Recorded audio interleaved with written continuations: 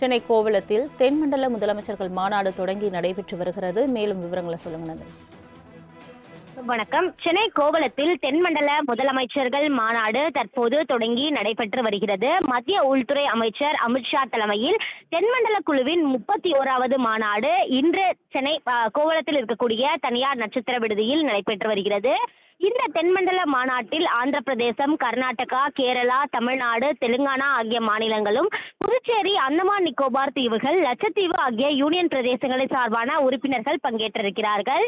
மாநிலங்கள் மறுசீரமைப்பு சட்டம் 1956 பிரிவு 15 முதல் 22 வரையிலான விதிமுறைகளின் கீழ் தென்மண்டல குழு 5 மண்டல குழு அமைக்கப்பட்டிருக்கிறது. மத்திய உள்துறை அமைச்சரும் கூட்டுறவுத்துறை அமைச்சருமான அமித்ஷா தென்மண்டல குழுவின் தலைவராகவும், தமிழ்நாடு முதலமைச்சர் ஜோசப் விஜய் துணைத் தலைவராகவும் இருக்கிறார்கள். இந்த குழுக்களில் உறுப்பு மாநிலங்களின் முதலமைச்சர்கள் சுழற்சி முறையில் அதன் தலைவராக பணியாற்றுகிறார்கள்.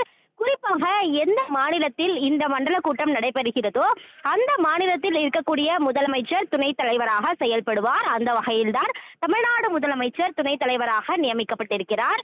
மத்திய உள்துறை அமைச்சகத்தின் கீழ் செயல்பட்டு வரும் மாநிலங்களுக்கு இடையேயான குழு செயலகம் ஏற்பாடு செய்திருக்கக்கூடிய இந்த கூட்டத்தை தமிழ்நாடு மாநில அரசு நடத்துகிறது.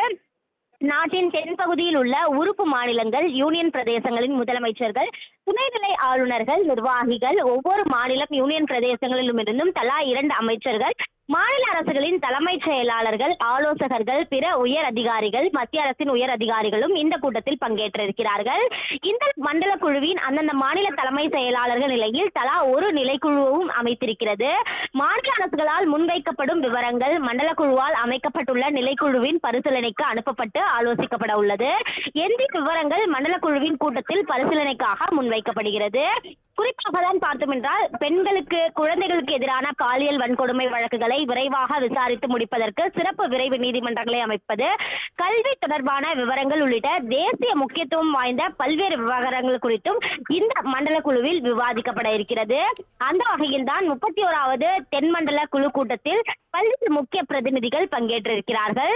அந்த வகையில் மத்திய அரசு தரப்பில் மத்திய உள்துறை அமைச்சர் அமித்ஷா, மத்திய உள்துறை செயலாளர் கோவிந்த் மோகன், மாநில முதலமைச்சர்கள், துணைத் தலைவர் மற்றும் குழு உறுப்பினர்களை பார்த்தோம் என்றால், தமிழ்நாடு முதலமைச்சர் துணைத் தலைவராகவும், ஆந்திர பிரதேச முதலமைச்சர் சந்திரபாபு நாயுடு, கர்நாடகா முதலமைச்சர் சிவகுமார், கேரள முதலமைச்சர் சதீஷன், தெலுங்கானா முதலமைச்சர் மல்லுபாட்டி